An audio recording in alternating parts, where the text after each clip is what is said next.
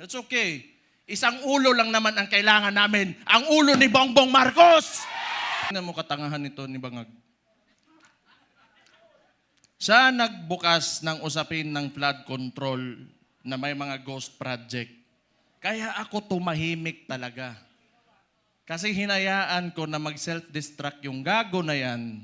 Kasi alam kong sasabog sa mukha niya yan. Because unang-una sa lahat, pag ikaw eksekutibo, you cannot point at someone else for the mistakes of your administration. Nagpahinga lang ako. Kailangan ko magpahinga kasi 2 taon kaming binanatan doon sa Davao.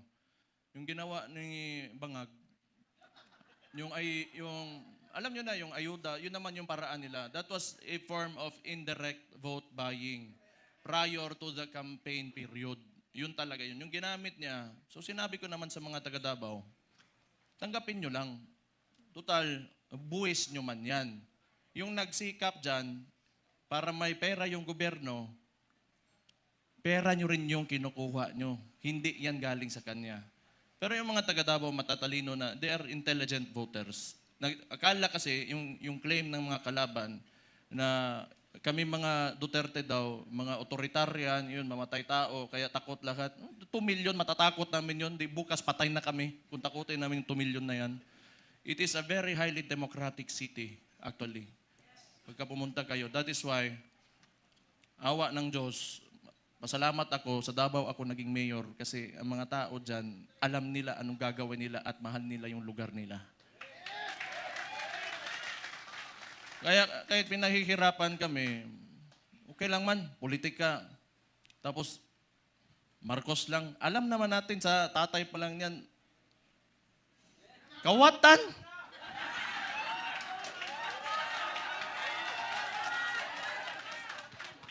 Hindi, kasi ganito yon. Nung nagsimula yung kampanya nung 2022, kasama niya yung kapatid ko, the Vice President. Siyempre, inisip ko rin, siguro, itong tao na to, gusto maging presidente, he will redeem the Marcos family name. So, hindi ko naman talaga inisip na may ganun din pala kagago yung tao na yan. Kung siguro nasa isip niya, kung sira na yung pangalan namin, sirain ko na lang lalo. Wala naman akong politika lang to. Kung bahala sila, magalit sila sa akin. Si Auntie Claire, tanawa. Pagkatapos ito, Auntie Claire, si Mayor, basta, lo ni mbuanga ka. Oh. Nagpahinga lang ako. Kasi before the midterm elections, kami doon sa Davao, lagi kami nagmo-mobilize. Kasi nung sinimulan nila yung People's Initiative, papipirmahan nila yung mga papel. Siguro, I do not know. Pero definitely, sa ugali ng mga yan, wag na natin yung buong administrasyon niya.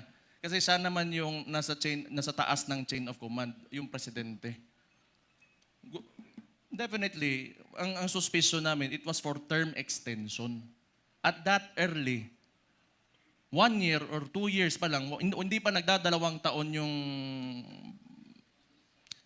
termino niya, may pa-people's initiative. Parang plebiscite yan noon na nag-gather lang ng mga tao, pinataas yung kamay, o sige, maging diktador na tayo, maging authoritarian regime tayo for 27 years. So that was the attempt of this guy, Bangag nga na dias Malacanang karon. Kita niyo yung nasa UN siya, ng sipon. May chat GPT na ngayon.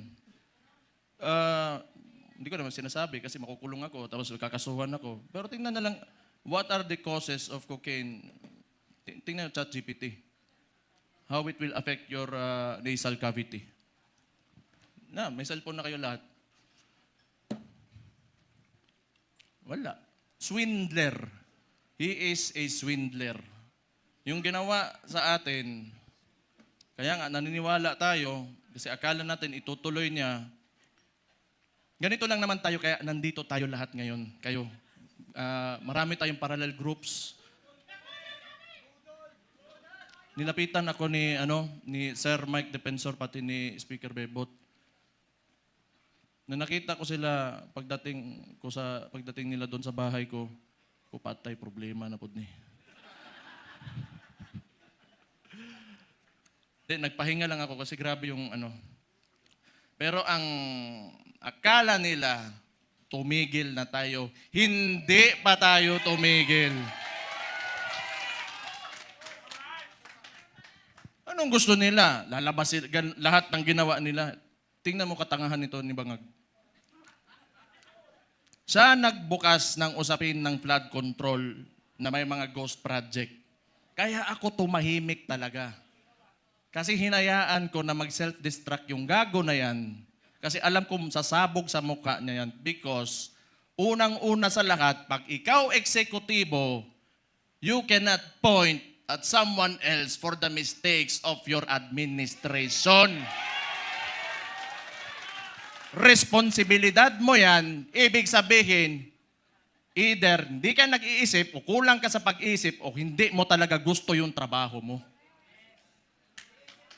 O kita mo ngayon, nag-backfire sa kanya, and they attempted to, lagi nilang ililiko doon. Pinakita naman namin lahat. Sa Davao, walang ghost project, may resibo kami lahat doon.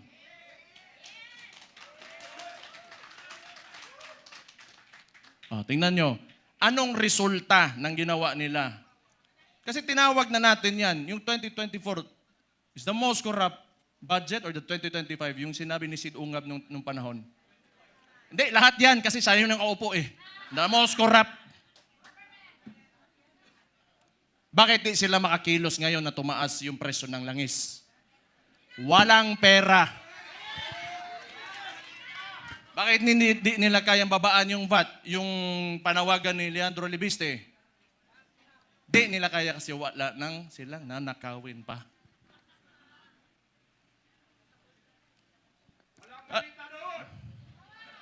Alam nyo, hindi naman talaga perfecto kahit saan ka pumunta sa buong mundo. May mga lobbyists, the congressmen and the senators, dadaan talaga yung pera dyan because that's the power of the purse. Lobbying and all of that. Pero this kind, the estimated loss to corruption, umaabot na sa trillion. It doesn't make sense anymore. Saan mo pa gagastusin yung pera na yan kung nasa bulsa mo yan? For what? Magkano ba gusto mong, yung kanin mo, gusto mo tag 200 pesos per kilo? Gusto mo yung pinakamasarap na pagkain, pinakamasarap na steak? Ano ba gusto mo sa buhay mo? Yan mga yan, mayayaman na yan. Hindi pa sila nakukontento. Hindi na lang maawa ba? Kita nyo yung mga matatanda na nagmamalingke sa umaga, magdadala ng bayong, tapos pahihirapan mo pa, ngayon tumataas presyo ng lahat. Hindi sa nakatingin sa pangkaraniwang Pilipino, ano ang buhay ng Pilipino. At tapos itong gago na to, patay na buguan eh. Gusto ko man yan, pag inita nila ako, para naman, nagpahinga lang ako. Balik na naman tayo, patay na naman sila sa atin.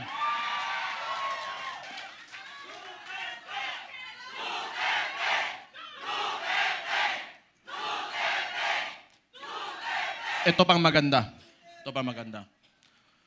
Tayo, mga parallel groups, ilan? Pila to kabuok?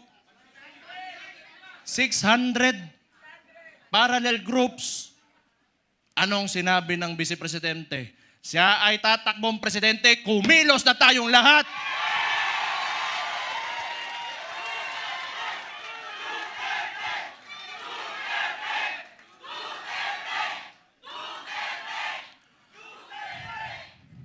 Ang gusto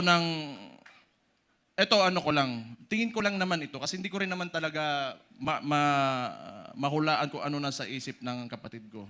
Tayo, tama yung sinabi ni Rob Rances kanina, may galit tayo. Lahat tayo galit dito. Kaya nga tayo nagtipon-tipon kasi gusto natin na may pagbabago na nangyari. Kasi yung pagbabago na yon, kinuha ni Bongbong Marcos, nandun na sana tayo. Balik lang tayo kung ano yung plataforma. Ito ha.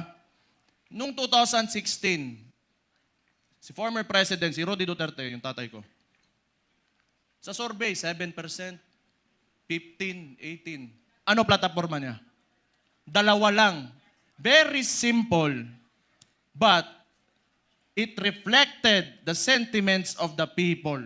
Yung masa. Drugs and corruption. Anong binalik ni BBM ngayon? Drugs and corruption.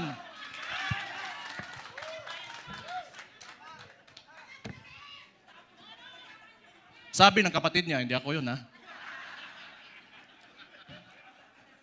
O safe na ba ako, attorney? Sabi ng kapatid niya, hindi ako nasabi nun di ba? Na-addict daw yung kapatid niya, ang maulagi na ba? Hindi, tama naman yun. Kailangan optimistic tayo. Kailangan well-organized tayo, andito tayo lahat. At mahalaga sa lahat, unified tayo. May mga differences tayo kasi lahat tayo mayayabang may mga ugali yung mga DDS Di ba? Oh. Kalimutan muna natin yun. Ang tanawa, hambugiro yung mga buang.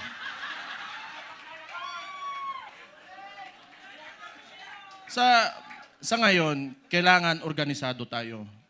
Kailangan kalimutan muna natin yung mga differences natin. Magkaisa tayo.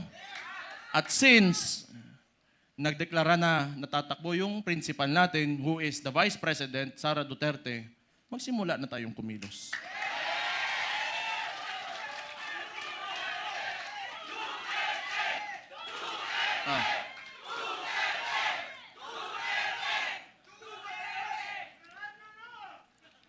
Una, hindi atin ang mainstream media. Yan ang pinakamalaking, pero wala naman di maniwala na sa kanila ngayon. Actually, if you are biased ka towards the article or the headline, you will support that headline.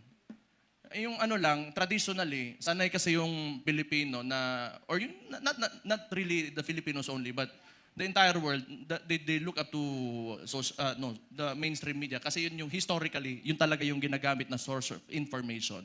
But we all know na it can be manipulated. And it is very well manipulated by... No, I do not blame them. May iba lang talaga na talagang rabid na anti-Duterte na mga tulad ng Rappler. Pero yung iba kasi talaga, wala yan. Matatakot talaga yan sa gobyerno. Kasi yung gobyerno, yung negosyo mo, lalapitan ka lang yan. Lalapitan ka lang ng BIR, ng ipapasarado ka, takutin ka. I know this because a lot of individuals in Davao, businessmen, were even afraid to come near me. Kasi pag manalaman ng administrasyon na yan, ni Bangag, ika-cut off, pahihirapan, gamitin yun. The bureaucracies of government have been weaponized by this administration. So intindihin na natin yun. What we can do is, we go back to the roots, we campaign for our candidate. Wala rin naman tayo, kasi hindi rin naman tayo papansinin ng mga mainstream media because, lahat, masang Pilipino man tayo. So we do what we do best. 2016, anong ginawa nyo? Walang campaign materials na mabibigay yung tatay ko. Anong ginawa nyo? Kayo gumawa sa sako. Then this will be 2016 all over again. Let's reclaim the country and give it back to the people.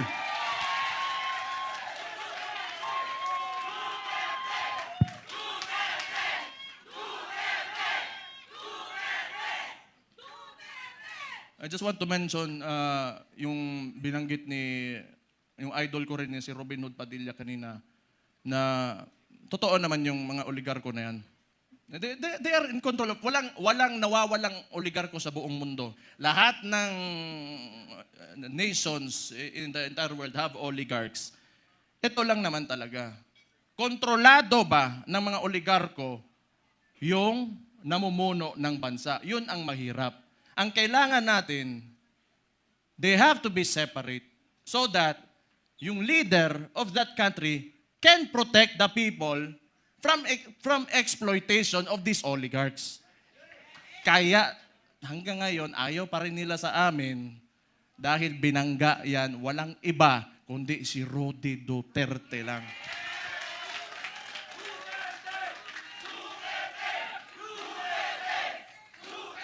So siguro naman, yan, nag-declare na yung kapatid ko and we're going into the 2028 elections. Pakiusap ko lang sa mga oligarko, may yung mga mayayaman, malalaking negosyante talaga that have command of the economy. Maawa naman kayo sa mga tao. Maawa naman kayo sa mga tao. Give this country a chance na sumarap din ang buhay ng yung mga naglalakad lang sa daan, walang mga sasakyan. Yung sinabi ko kanina, it really breaks my heart. You know, yung living conditions ng tao ngayon. Sometimes, you know, it makes life harder to live seeing this. Sa totoo lang. You know, I am guilty because I have may bahay ako, sementado, nasa loob ng subdivision. It makes me feel so bad that the other Filipinos, my countrymen, have to suffer. Kaya naman tayo nandito. Alam ko, mahal niyo yung tatay ko dahil alam niyo na talagang minahal at mahal niya yung bansang Pilipinas.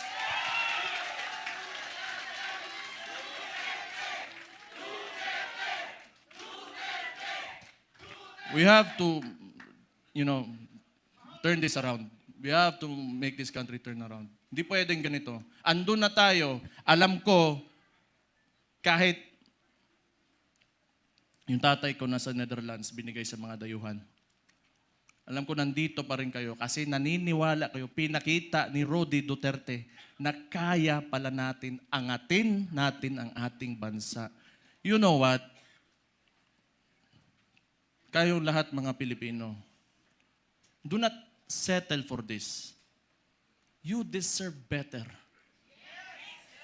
You deserve better. Sinasabi ko sa inyo, you deserve better. Kaya, be optimistic, maniwala kayo na we can take our country to greater heights.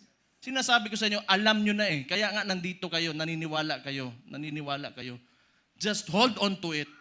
And someday, awa ng Diyos, talagang may Diyos talaga.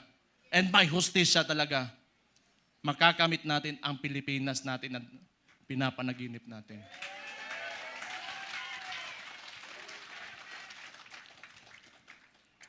Isa, ang politiko, kailangan bitawan natin yung mga pansarili nating gusto. We have to be selfless public servants. Unang-una yan sa lahat.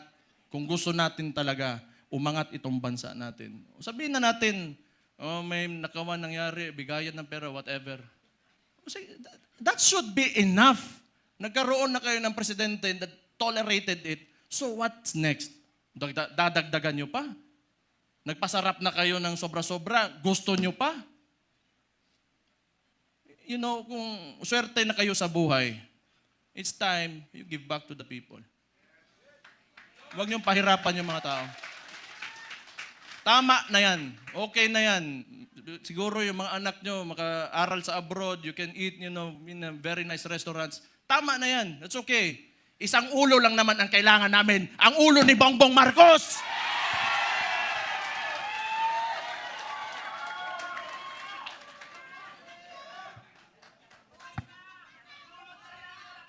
Kaya, you know, this coalition, if you... O tama yun, kasi si Martin, wala naman. Si Bongbong na ang sunod. Tama yun. Si Martin yung talagang mautak na marunong magmaniobra ng Congress eh. Ngayon, baka si Charis.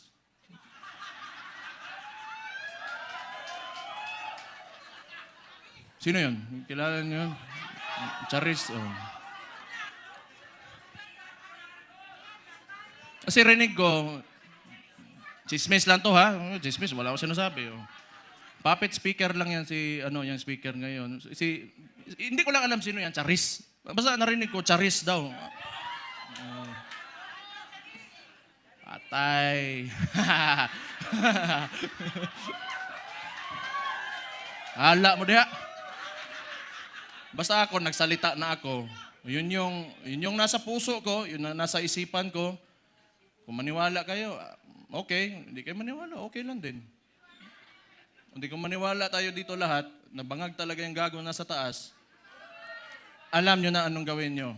Ilagay natin ang Vice Presidente sa 2028 na Pangulo natin. Ito lang, yung mga nananawagan na gusto natin ng radical, yung revolutionary movement. Gusto nyo? Sumama kayo kay Leandro Libiste. Pumunta kayo doon.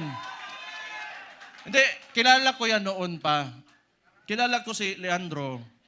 Pumunta yan ng Davao, nagbigay yan ng mga solar panel sa isang indigenous community doon sa Davao City. Matagal na. So, may ano yan sa CSR na ginawa doon. Kaya mabait yan na bata. Mas matanda ako ng konti eh. Mabait yan si Kong. Mabait yan. Kaya yan naging ganon. Kasi alam mo yung mga mababait na tao, pag ginalit mo, patay ka talaga. Mag-ingat kayo. Ayan pa, may isang isiraulo si Attorney Harold Respiso. Sabi ko nga nakita ko tong gago na ito, sabi ko, puta, hindi lang pala ako ang siraulo dito, may kasama na ako. Wala yung isang Israulo din, si Kiko Barzaga. Pero pag I want to talk to the younger people in the cameras. Subaybayan niyo yung mga bata na yan, yung mga tao na yan. They are the future of Philippine politics. Sino ba namang si Raulo na lalaban ng administrasyon, magiging opposition, lalo ng ganito kaabusado? You know, what seemed to me, yung ginawa nila sa tatay ko, was a state kidnapping. Yung mga bata na yan, hindi natatakot yan. We need people like them. We need people like them. May iba naman, diplomatic, parang si